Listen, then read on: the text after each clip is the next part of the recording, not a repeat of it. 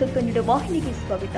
ತಾಲೂಕು ಪಂಚಾಯಿತಿಗೆ ಬೀಗ ಜಡಿದು ಬಿಜೆಪಿ ಪ್ರತಿಭಟನೆ. ಬಡವರ ಮನೆಗೆ ಕಣ್ಣು ಹಾಕಿದ ಕಾಂಗ್ರೆಸ್ ಸರ್ಕಾರ. ಹಣ ಕೊಡಿ, ಮನೆ ಪಡೀರಿ. ಕಾಂಗ್ರೆಸ್ ದುರಾಡಳಿತದ ವಿರುದ್ಧ ಬಿಜೆಪಿ ಪ್ರೊಟೆಸ್ಟ್. ಬಾಗಲಕೋಟೆ ಜಿಲ್ಲೆಯ ರವಕಬನಹಟ್ಟಿ ತಾಲೂಕು ಪಂಚಾಯಿತಿಗೆ ಮುತ್ತಿಗೆ ಹಾಕಿ ಕಚೇರಿಗೆ ಬೀಗ ಜಡಿದು ಕಾಂಗ್ರೆಸ್ ವಿರುದ್ಧ ಬಿಜೆಪಿ ಪ್ರತಿಭಟನೆ ಮಾಡಿದ್ದಾರೆ. ಕರ್ನಾಟಕ ರಾಜ್ಯದಲ್ಲಿ ಕಾಂಗ್ರೆಸ್ ಆಡಳಿತ ಅವಧಿಯಲ್ಲಿ ಜನರಿಗೆ ಮಂಕುಬೂದಿ ಹಾಗೂ ಜನರಿಗೆ ಗ್ಯಾರಂಟಿಗಳ ನೀಡೋದ್ರ ಮುಖಾಂತರ ಅವುಗಳೆಲ್ಲ ಸರಿಯಾಗಿ ಸಾರ್ವಜನಿಕರಿಗೆ ಮುಟ್ಟಿಸದೇ ಇರುವುದು ಒಂದು ಕಡೆ, ಮತ್ತೊಂದು ಕಡೆ ಬಡವರ ಕನಸಿನ ಮನೆಗಳಿಗೆ ಕನ್ನ ಹಾಕಿ ಬಡವರನ್ನ ಸಂಪೂರ್ಣ ನಾಶ ಮಾಡಲು ಕಾಂಗ್ರೆಸ್ ಸರ್ಕಾರ ಹೊರಟಿದೆ.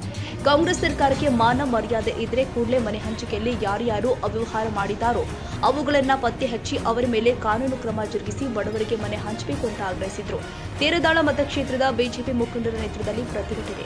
ತಾಲೂಕು ಪಂಚಾಯತ್ಗೆ ಬೀಗ ಜಡಿದು ಬಿಜೆಪಿ ಆಕ್ರೋಶ. ರಾಜ್ಯದ ಕಡು ಬಡವರ ಪ್ರತಿ ಮನೆಗೆ ಜಿಪಿಎಸ್ ಮಾಡಲು ಮತ್ತು ಮನೆ ನೀಡಲು 10 ರಿಂದ 20 ಸಾವಿರ ರೂಪಾಯಿ ಲಂಚ ಕೇಳುತ್ತಿದ್ದಾರೆಂದು ಬಿಜೆಪಿ ಮುಖಂಡ ಸುರೇಶ್ ಅಕ್ಕಿವಾಟ ಆಕ್ರೋಶ ವ್ಯಕ್ತಪಡಿಸಿದ್ದಾರೆ. ಬ್ರಹ್ಮಾಂಡ ಭ್ರಷ್ಟಾಚಾರ ಆಗಿದೆ. ಪ್ರತಿ ಮನೆಗೂ ಸಹಿತ 10,000ದಂತೆ ತಲಾ 10,000ದಂತೆ ಯಾರ ಅಮೌಂಟ್ ಕೊಡ್ತಾರೋ ಅಮೌಂಟ್ ತಗೊಂಡಿಸಿಂದ ಮನೆಯನ್ನ ಸ್ಯಾಂಕ್ಷನ್ ಮಾಡುವಂತ ಕೆಲಸ ಆಗತೈತಿ. ಆ ಕಾರಣದಿಂದ ಇವತ್ತು ತಾಲೂಕು ಪಂಚಾಯತಿ ಕಚೇರಿಗೆ ಬೀಗ ಹಾಕೋದ್ರ ಮುಖಾಂತರ ಸಾಂಕೇತಿಕ ಪ್ರತಿಭಟನೆಯನ್ನ ಮಾಡ್ತಾ ಇದ್ದೇವೆ. ಮುಂದೆ ಇದೇ ರೀತಿ ಮುಂದುವರೆದರೆ ನಾವು ಉಗ್ರವಾದ ಹೋರಾಟವನ್ನ ಮಾಡ್ತು. ಅದೇ ರೀತಿಯಾಗಿ ಈಗ ನಮ್ಮ ಕಾಂಗ್ರೆಸ್ ಶಾಸಕರನ್ನ 10,000 ರೂಪಾಯಿ ತೊಗೊಂಡು ಮನೆ ಕೊಡ ಅಂತೇಳಿ ನಿಮ್ಗೆ ಸ್ಪಷ್ಟವಾಗಿ ಹೇಳ್ಯಾರ. ಯಾರು 10,000 ರೂಪಾಯಿ ತೊಗೊಂಡರು ಸಂಬಂಧಪಟ್ಟ ಸಚಿವರನ್ನ ಇಲಾಖೆ ತನಿಖೆ ಮಾಡಿಸಿ ಅವ್ರ ಮೇಲೆ ಕಾನೂನು ಕ್ರಮ ಜರುಗಿಸಬೇಕು. ಅವ್ರನ್ನ ತತ್ಕ್ಷಣನೇ ಅವರ ರಾಜೀನಾಮೆಯನ್ನ ಪಡಿಬೇಕಂತೇಳಿ ಮುಖ್ಯಮಂತ್ರಿಯವರಿಗೆ ಆಗ್ರಹ ಮಾಡ್ತು. ಅದು ಅಲ್ಲದೆ ಇವರೇನು ಪ್ರತಿಯೊಂದು ಇಲಾಖೆಗೆ ಭ್ರಷ್ಟಾಚಾರ ಮಾಡಿ ಅಭಿವೃದ್ಧಿ ಕುಂಠಿತಾಗೈತಿ. ಆ ಕಾರಣದಿಂದ ಮುಖ್ಯಮಂತ್ರಿಯವರ ರಾಜೀನಾಮೆ ಕೊಟ್ಟಿಸಿಂದ ಗೌರವವನ್ನು ಉಳಿಸ್ಕೋಬೇಕಂತೇಳಿ ಈ ಒಂದು ಹೋರಾಟದ ಮೂಲಕ ಆಗ್ರಹ ಪಡಿಸ್ತೀವಿ. ಅಥವಾ ಇರ್ತಕ್ಕಂಥ ಅನೇಕ ತನ್ನ ಕಿರು ಉದ್ಯಮಿಗಳಾಗಿರ್ಬೋದು, ಇದರೆಲ್ಲ ಇದರೆಲ್ಲ ಭ್ರಷ್ಟಾಚಾರ ತುಂಬುತ್ತಾ ಇದೆ. ಹಾಗಾಗಿ ಇವತ್ತು ಒಬ್ಬ ಬಡವಿಗೆ ತನ್ನಗೆ ಬೇಕಾದಂಥ ಸೂರವನ್ನು ಕಟ್ಕೋಬೇಕಾದ್ರೆ, ತನ್ನ ಮನೆಯನ್ನು ಕಟ್ಕೋಬೇಕಾದ್ರೆ, ಆ ಮನೆಯನ್ನು ಪಡ್ಕೋಬೇಕಾದ್ರೆ ಇವತ್ತು ಕಷ್ಟಪಡುವಂಥ ವ್ಯವಸ್ಥೆ ಇದೆ. ಮತ್ತು ಲಂಚ ರೂಪದಲ್ಲಿ ಸಚಿವರಿಗೆ ಅಥವಾ ಇರ್ತಕ್ಕಂಥ ಸಂಬಂಧಪಟ್ಟಂಥವರಿಗೆ ಇವತ್ತು ಹಣವನ್ನು ಕೊಡಬೇಕಾಗಿದೆ. ಯಾಕಂದ್ರೆ ಹಿಂದಿನ ಕಾಲದಲ್ಲಿ ನಾವೆಲ್ಲ ನೋಡ್ತಾ ಇದ್ದೀವಿ. ಈ ಸಂದರ್ಭದಲ್ಲಿ ಸನ್ಮಾನ್ಯ ಶ್ರೀ ರಾಮಕೃಷ್ಣ ಹೆಗಡೆ ಅವರು ನೆನೆಸ್ಬೋದು. 1993 ತಿದ್ದುಪಡಿ ಆದ ನಂತರ ಇವತ್ತು ಪಂಚಾಯತ್ ರಾಜ್ ವ್ಯವಸ್ಥೆ ಬಂದ ನಂತರ ಪ್ರತಿಯೊಬ್ಬರಿಗೆ ಕಟ್ಟಕಡೆಯ ವ್ಯಕ್ತಿಗೂ ಸಹ ಅವರಿಗೆ ಬೇಕಾದಂಥ ಮೂಲಭೂತ ಸೌಲಭ್ಯವನ್ನು ಕಲ್ಪಿಸಬೇಕು ಅಂತ ಉದ್ದೇಶ ಇಟ್ಕೊಂಡು ಅವರ ಈ ಜನತಾ ಮನೆ ಎಂಬ ಒಂದು ಹೆಸರಿಂದ ಕಾರ್ಯವನ್ನು ಹಾಕೊಂಡ್ರು. ಅದರ ತದನಂತರ ಮುಂದುವರೆದ ಭಾಗ ನಮ್ಮ ಭಾರತೀಯ ಜನತಾ ಪಕ್ಷದ ಇದ್ದಾಗ ಪ್ರತಿಯೊಂದು ಗ್ರಾಮ ಪಂಚಾಯತಿಗೆ ಕನಿಷ್ಠದಿಂದ 100-200 ನಾವು ಎಷ್ಟು ಲಿಸ್ಟ್ ಮಾಡಿ ಕೊಡ್ತಿದ್ವಿ. ಬಡವರಿದ್ದವರು ಯಾರು ಜಾಗ ಇಲ್ಲ, ಯಾರು ಮನೆ ಇಲ್ಲ, ಯಾರು ಕಚ್ಚಾ ಮನೆ ಇದ್ದಾರೆ, ಯಾರು ಗುಡಿಸೋದಾಗಿದ್ದಾರೋ ಅನ್ನುವಂಥ ಸರ್ವೆಗಳನ್ನ ಮಾಡ್ತಾ ಇದೀವಿ. ಆ ಸರ್ವೆಗಳನ್ನ ಮಾಡಿ ಕೊಟ್ಟಿದ ನಂತರ ನಾವು ಎಷ್ಟು ಸರ್ವೆ ಮಾಡಿ ಕೊಡ್ತಾ ಇದೀವೋ ಅಷ್ಟೆಲ್ಲ ಇರ್ತಕ್ಕಂಥ ವಸತಿಯನ್ನು ಕೊಡುವಂಥ ವ್ಯವಸ್ಥೆ ಮಾಡಿದ್ರು.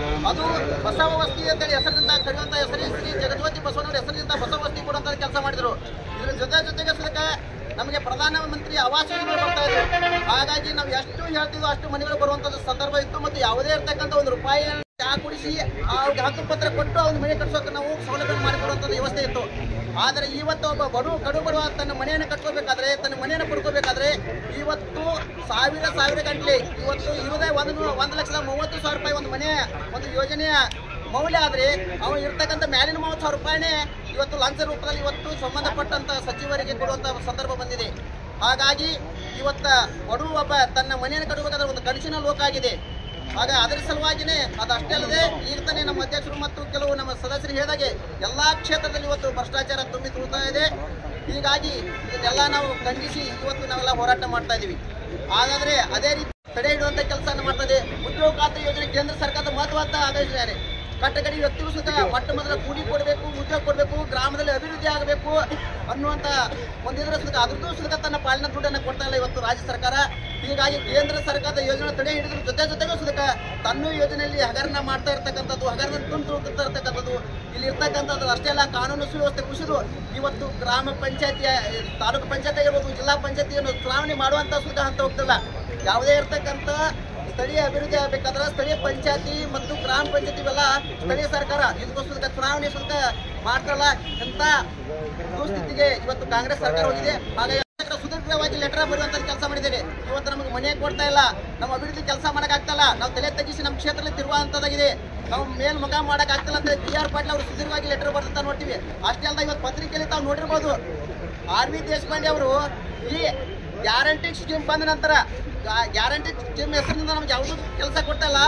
ಇವತ್ತು ಗಂಡು ಮಕ್ಕಳಿಗೆ ಯಾವುದೇ ಇರ್ತಕ್ಕಂಥ ಕಿಮ್ಮತ್ತು ಸಿಗದಂತೆ ಪರಿಸ್ಥಿತಿ ಬಂದಿದೆ, ನಾವು ನಮ್ಮ ಕ್ಷೇತ್ರ ತಲೆ ಎತ್ತಿದಂತೆ ಆಗಿದೆ ಅನ್ನುವಂಥ ಇವತ್ತು ಪತ್ರಿಕೆ ಸ್ಟೇಟ್ಮೆಂಟ್ ನಾವೆಲ್ಲ ನೋಡಿರ್ಬೋದು.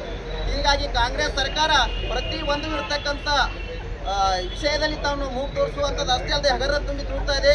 ಹೀಗಾಗಿ ಕೇಂದ್ರ ಸರ್ಕಾರದ ಹೊಸ ವಸ್ತು ಯೋಜನೆಗಳು ಮಾತ್ರ ಬರ್ತಾ ಇದಾವೆ, ಅವನು ಸುತ್ತ ಸರಿಯಾಗಿರ್ತಕ್ಕ. ಇದೇ ಸಂದರ್ಭದಲ್ಲಿ ತೇರದಾಳ ಮತಕ್ಷೇತ್ರದ ಬಿಜೆಪಿ ಪಕ್ಷದ ಮುಖಂಡರು ಶ್ರೀಶೈಲ್ ಬೆಳಗಿ, ದರಪ್ಪ ಉಳ್ಳಾಗಡ್ಡಿ, ಸಂಜಯ್ ತೆಗಿ, ವಿದ್ಯಾಧರ ಸವದಿ, ಡಾಕ್ಟರ್ ಅಭಯ್ ಎಂಡೋಳಿ, ಪ್ರಭು ಪೂಜಾರ್, ಆನಂದ ಕಂಪು, ಶ್ರೀಮತಿ ದುರ್ಗವ್ವ ನಡುವಿನ ಮನಿ, ಶ್ರೀಮತಿ ಗೌರಿಮಿಳಿ, ಶ್ರೀಮತಿ ಮಹಾನಂದ ಹೊರಟ್ಟಿ, ಶ್ರೀಮತಿ ಸವಿತಾ ಹೊಸೂರ, ಶ್ರೀಮತಿ ವೈಷ್ಣವಿ ಬಾಕಿವಾಡಿ, ಯಲ್ಲಪ್ಪ ಕಟ್ಟೇಗಿ, ಮಾದೇವ ಆಲಕನೂರ, ಮಾರುತಿ ಗಾಡಿವಟರ್, ಶಂಕರ ಅಂಗಡಿ ಸೇರಿ ಮುಂತಾದವರು ಪಾಲ್ಗೊಂಡಿದ್ದರು.